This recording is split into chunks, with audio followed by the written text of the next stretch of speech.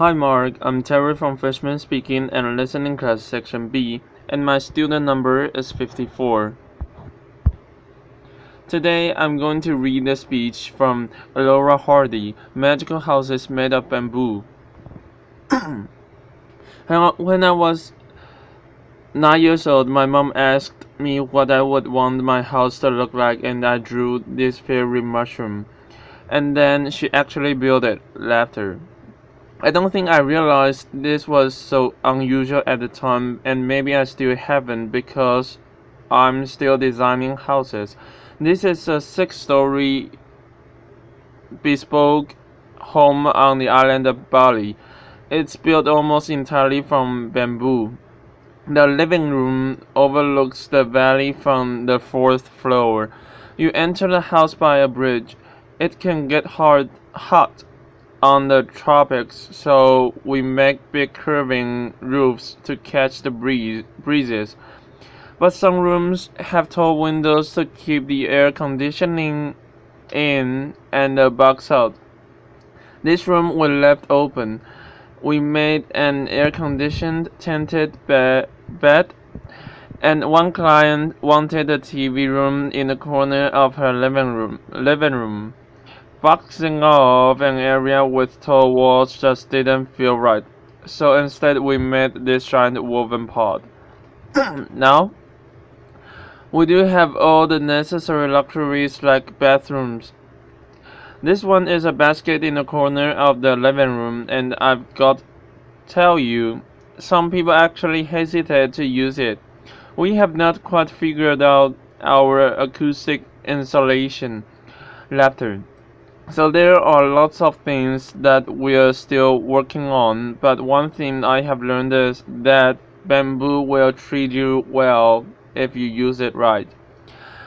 It's actually a wild grass. It grows on otherwise unproductive land, deep ravines, mountainsides.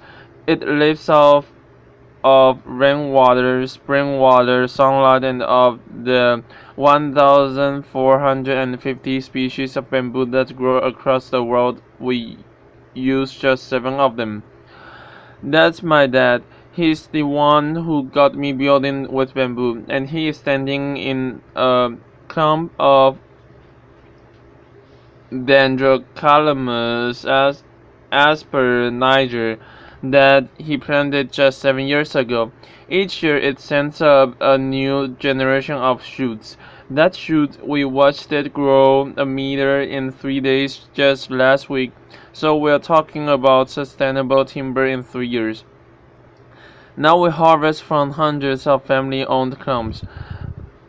Beton, as we call it, it's really long, up to 18 meters of usable length. Try getting that truck down the mountain. And it's strong. It has the tensile strength of steel, the compressive strength of concrete, slammed 4 tons straight down on a pole, and it can take it. Because it's hollow, it's lightweight, light enough to be lifted by just a few men or apparently one woman. Laughter, applause. And when my father built Green School in Bali, he chose bamboo for all of the buildings on campus because he saw it as a promise. It's a promise to the kids. It's one sustainable material that they will not run out of. And when I first saw these structures under construction about 6 years ago, I just thought, this makes perfect sense. It is growing all around us. It's strong, it's elegant, it's earthquake resistant. Why hasn't this happened sooner, and what can we do with it next? So along with some of the original builders of Green School, I founded Ibuku. Ibu means mother and Ku means mine, so it represents my mother earth. And at Ibuku we are a team of artisans. architects and designers, and what we're doing together is creating a new way of building. Over the past 5 years together, we have built over 50 unique structures, most of them in Bali. 9 of them are at Green Village. You've just seen inside some of these homes, and we fill them with bespoke furniture. We surround them with veggie gardens. We would love to invite you all to come visit someday. And while you are there, you can also see Green School. We keep building classrooms there each year, as well as an updated fairy mushroom house. We are also working on a little house for export. This is a traditional Sambanese home that we replicated right down to the details and the textiles. A restaurant with an open air kitchen, it looks a lot like a kitchen, right? And a bridge that spans 22 meters across the river. Now, what we're doing is not entirely new. From little huts to elaborate bridges like this one in Java, bamboo has been in use across the tropical regions of the world for literally tens of thousands of years. There are islands and even continents that were first reached by bamboo rafts, but until recently it was almost impossible to reliably protect bamboo from insects. And so, just about everything that was ever built out of bamboo is gone. Unprotected bamboo weathers. Untreated bamboo gets eaten to dust. And so that's why most people, especially in Asia, think that you couldn't be poor enough or rural enough to actually want to live in a bamboo house. So, and so we thought, what will it take to change their minds? To convince people that bamboo is worth building with, much less worth aspiring to. First, we needed safe treatment solutions. Borax is a natural salt. It turns bamboo into a viable building material. Treat it properly, design it carefully, and a bamboo structure can last a lifetime. Second, build something extraordinary out of it. Inspire people. Fortunately, Balinese culture fosters craftsmanship. It values the artisan, so combine those with the adventurers, outliers from new generations of locally trained architects and designers and engineers. And always remember that you are designing for curving, tapering, hollow poles. No two poles alike, no straight lines, no 2x4s here. The tried and the true well-crafted formulas and the vocabulary of architecture do not apply here. We have had to invent our own rules. We ask the bamboo what it's good at, what it wants to become, and what it says is respected, designed for its strengths, protected from water, and to make the most of its curves. So we design in real 3D, making scale structural models out of the same material that we'll later use to build the house.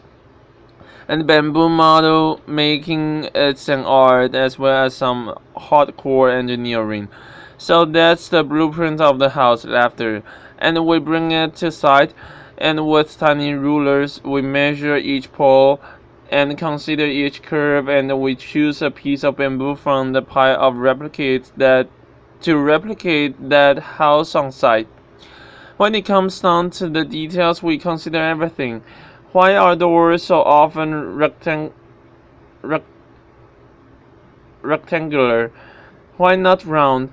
How could you make a door better? Well, its hinges battle with gravity, and gravity will always win in the end, so why not have it pivot on the center where it can stay balanced?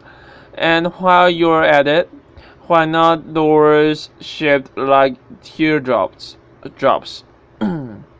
teardrops, to reap the selected benefits and work within the constraints of this material? We have really had to push ourselves, and within that constraint, we have found space for something new. It's a challenge. How do you make a ceiling if you don't have any flat boards to work with? Let me tell you, sometimes I dream of sheetrock and plywood. Laughter. But if what you've got a skilled craftsman and itsy bitsy little splits, weave that ceiling together, stretch a canvas over it, lacquer it. How do you design durable kitchen countertops that do justice to this curving structure you've just built? Slice up a boulder like a loaf of bread, hand carve each to fit the other, leave the crust on. And what we are doing, it is almost entirely handmade. The structural connections of our buildings are reinforced by steel joints, but we use a lot of hand whittled bamboo pins. There are thousands of pins in each floor. This floor is made of glossy and durable bamboo skin. You can feel the texture on the bare feet. And the floor that you walk on, can it affect the way that you walk? Can it change the footprint that you ultimately leave on the world? I remember being 9 years old and feeling wonder and possibility and a little bit of idealism. And we've got a really long way to go. There's a lot left to learn. But one thing I know is that with creativity and commitment, you can create beauty and comfort and safety and even luxury out of the material that will grow back. Thank you. Applause.